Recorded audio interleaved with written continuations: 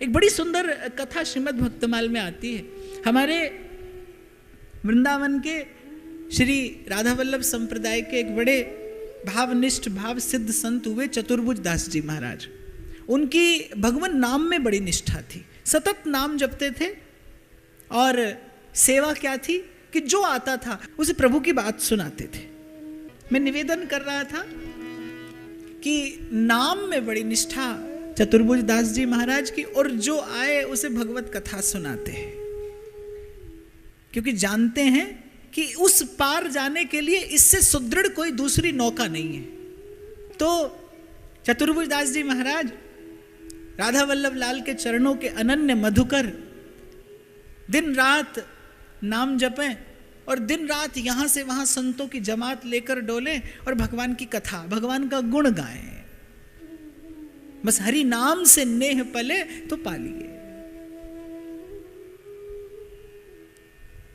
तो एक बार कहीं महाराज बैठे कथा कह रहे थे। एक चोर जिसने राजमहल से कोई वस्तु चुराई थी, वो दौड़ा दौड़ा छिपने का प्रयास कर रहा था, पीछे पीछे सैनिक लगे थे।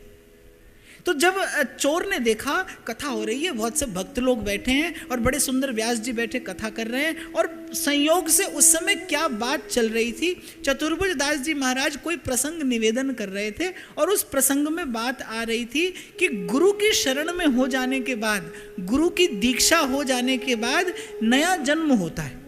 ये बात चोर ने सुन ली। अब क्या होता है ना, अपनी रुचि की बात सबको मिल जाती है।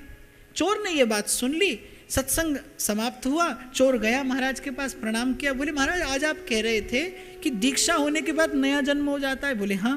तो बोले पुराना जन्म में जो, तो महाराज ने कहा वो सब गुरु की कृपा से एक और हो जाता है, शिष्य का बिल्कुल नवीन जन्म हो जाता है। तो बोले महाराज यदि मैं आपसे दीक्षा ले लूं तो पूर्व जन्म का हिसाब किताब सब बराबर? बोले बिल्कुल बराबर। सीधा साधा मन होगा उस चोर का, या फिर संत की बात में, संत की वाणी में ऐसा बल होगा कि चोर इस बात को स्वीकार करके उनके शरणागत हो गया। दीक्षा हो गई। दीक्षा होने के बाद सिपाहियों ने पकड़ लिया, अब राजा के दरबार में उपस्थित किया। राजा ने कहा कि सत्य बताओ। तो चोर बार बार एक ही बात कहे, बोले महाराज इस जन्म में मैंने कोई चोरी नहीं की।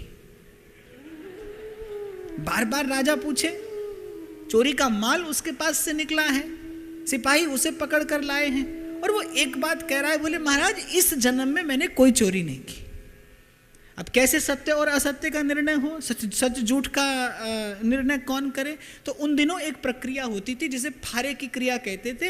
हाथ पे सूत बांधकर और उसे घी में डुबोकर और जला दिया जाता था। अगर तो व्यक्ति सच्चा है तो हाथ सुरक्षित रहेगा, झूठा है तो हाथ जलेगा। उस संत की वाणी में सत्य का बल था, इसीलिए वो चोर जैसा कलुषित हृदय, उसके मन में बात कुछ ऐसी बैठी, उसके मन चित्त ने बात कुछ ऐसी स्वीकार कर ली, और चमत्कार देखने को मिला भरी सभा में कि फारे की क्रिया हुई और उसका हाथ नहीं जला। अब जिस व्यक्ति ने उस पर आरोप लगाया था, राजा ने कहा कि यह व्यक्ति झूठा है, इसे दंडित किया जाए।